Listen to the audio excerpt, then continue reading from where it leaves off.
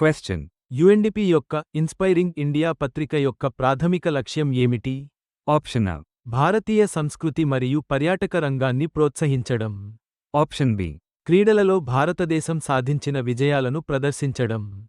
Option C. సుస్థిర అభివృద్ధి లక్ష్యాల కోసం భారతదేశం యొక్క ఆవిష్కరణలను ప్రదర్శించడం. Option D. భారతదేశ చారిత్రక కట్టడాలను హైలైట్ చేయడం. The correct answer is సుస్థిర అభివృద్ధి లక్ష్యాల కోసం భారతదేశం యొక్క ఆవిష్కరణలను ప్రదర్శించడం.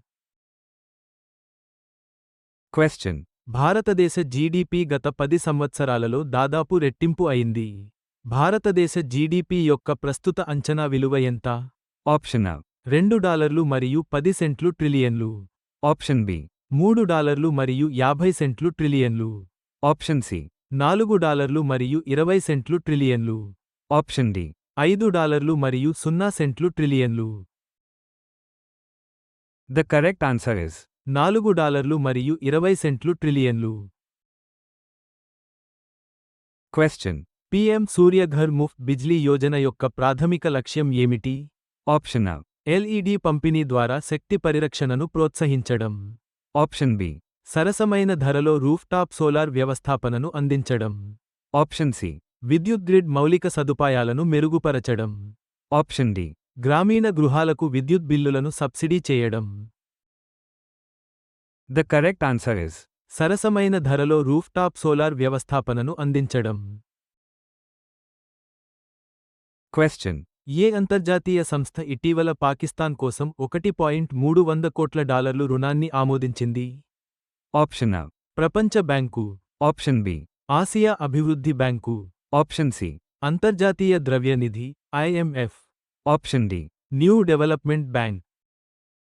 The correct answer is అంతర్జాతీయ ద్రవ్యనిధి ఐఎంఎఫ్. క్వశ్చన్. ఏఐ యొక్క వ్యూహాత్మక పాత్రపై దృష్టి సారించిన జాతీయ భద్రతా సంభాషణ యొక్క ఉద్దేశ్యం ఏమిటి?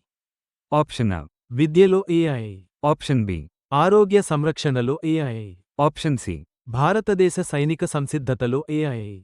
Option D. వ్యవసాయంలో AI. The correct answer is భారతదేశ సైనిక సంసిద్ధతలో ఏఐ. క్వశ్చన్. జపాన్కు చెందిన మసాకి కషివారా ఇటీవల గెలుచుకున్న ప్రతిష్టాత్మక బహుమతి పేరు ఏమిటి? Option A.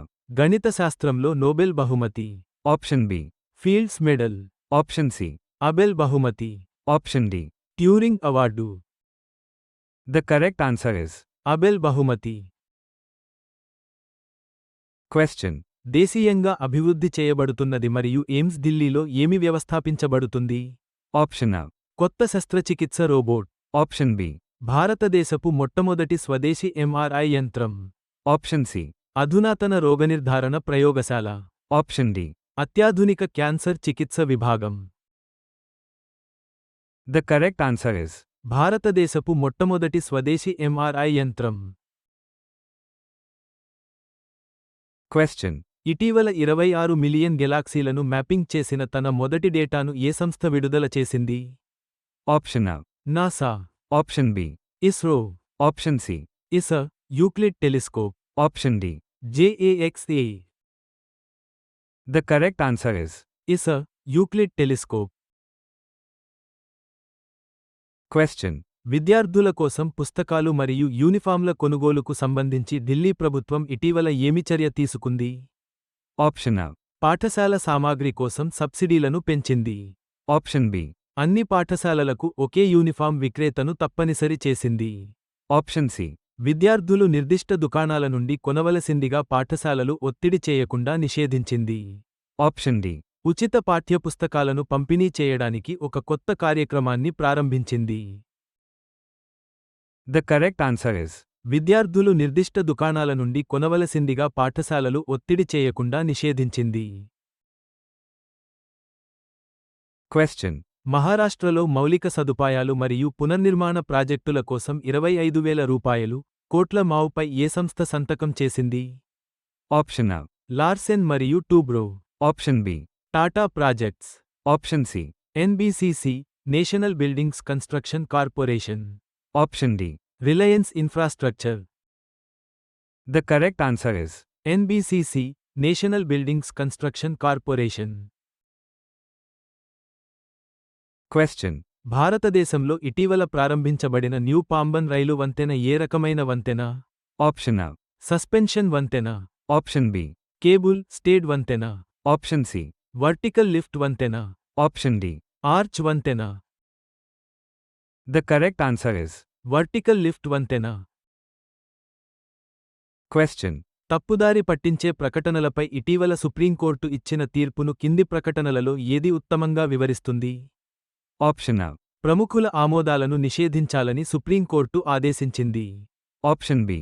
తప్పుదారి పట్టించే ప్రకటనలకు వ్యతిరేకంగా ఒక కొత్త చట్టాన్ని రూపొందించాలని కేంద్ర ప్రభుత్వానికి సుప్రీంకోర్టు ఆదేశించింది. Option C.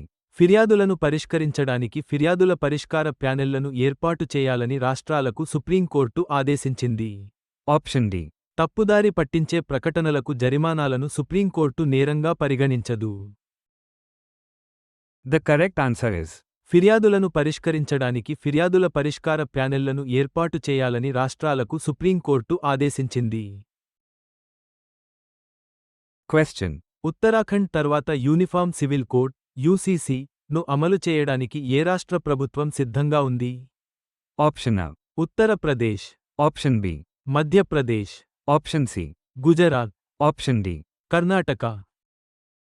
The correct answer is. Gujarat. Question. Tribhuvan సహకారి విశ్వవిద్యాలయాన్ని స్థాపించడానికి ఏ లోక్సభ చట్టం లక్ష్యంగా పెట్టుకుంది? Option A. Uttar Pradesh, Option B. Gujarat, Option C. Maharashtra, Option D. Madhya Pradesh. The correct answer is. Gujarat.